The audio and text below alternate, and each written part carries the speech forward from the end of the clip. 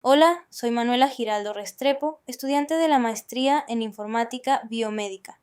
En este podcast voy a explicar 4 diseños de investigación en salud, estudios transversales, estudios de cohorte, estudios de casos y controles y revisiones sistemáticas.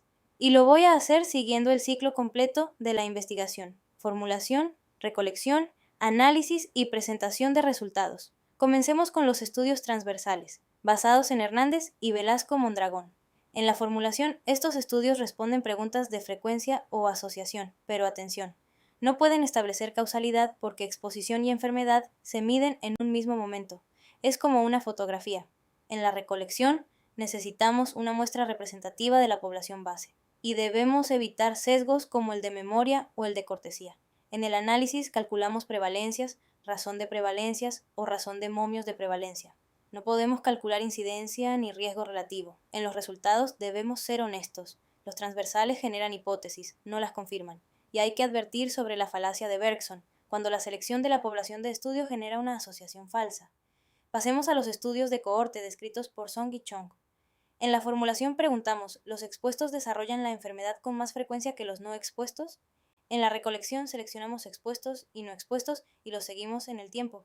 Puede ser prospectiva, recolectando datos nuevos, o retrospectiva, usando registros existentes. En el análisis calculamos incidencia, riesgo relativo y tasas.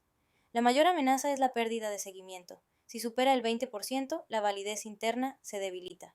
En los resultados, podemos afirmar con confianza: los expuestos tienen X veces más riesgo de enfermar. Ahora, los estudios de casos y controles, también de Song y Chung. En la formulación, preguntamos, ¿los casos tienen mayor frecuencia de exposición que los controles? En la recolección, seleccionamos casos, personas con la enfermedad, y controles, personas sin la enfermedad, y medimos exposiciones pasadas mediante entrevistas o registros. En el análisis calculamos la razón de momios, que interpretamos como un estimador del riesgo relativo cuando la enfermedad es rara.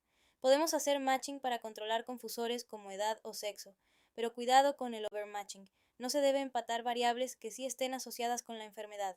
En los resultados decimos, los casos tuvieron X veces más frecuencia de exposición que los controles. Pero atención, este diseño es muy sensible a sesgos de recuerdo y selección.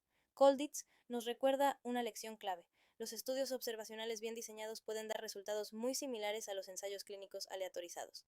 Sin embargo, son vulnerables a sesgos que los ensayos controlan con la aleatorización: sesgo de selección, de memoria, de información y de indicación. La conclusión es clara: ningún diseño es intrínsecamente superior. La pregunta de investigación define el diseño. Finalmente, subamos un escalón: las revisiones sistemáticas, con Mendoza de los Santos y colegas. Una revisión sistemática no es un ensayo, es una investigación que usa como datos los artículos primarios y sigue un método explícito, reproducible y transparente. En la formulación se define una pregunta con criterios de inclusión y exclusión claros, idealmente en formato PICO.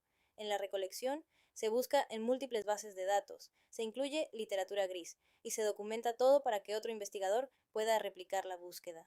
En el análisis se evalúa la calidad de los estudios primarios, se extraen los datos en formato estandarizado y se decide si es posible hacer un metaanálisis. Pero aquí viene la crítica epistemológica. Las revisiones sistemáticas no son neutrales. McClure critica que el afán de objetividad sacrifica la interpretación. Suri propone un pluralismo: aceptar que diferentes métodos de síntesis responden a diferentes preguntas. En los resultados se usan diagramas de flujo prisma y se discuten no solo las limitaciones metodológicas, sino también las epistemológicas. Para cerrar, como estudiante de la maestría en Informática Biomédica, me llevo 3 lecciones. Primero, no hay diseño perfecto. Hay que elegir según la pregunta, el contexto y los recursos. Segundo, la recolección de datos es el punto más frágil. Si los datos originales tienen sesgo, ningún análisis sofisticado lo arregla. Tercero, la presentación de resultados debe ser honesta, reportar fortalezas y también limitaciones, sobre todo las epistemológicas. Gracias.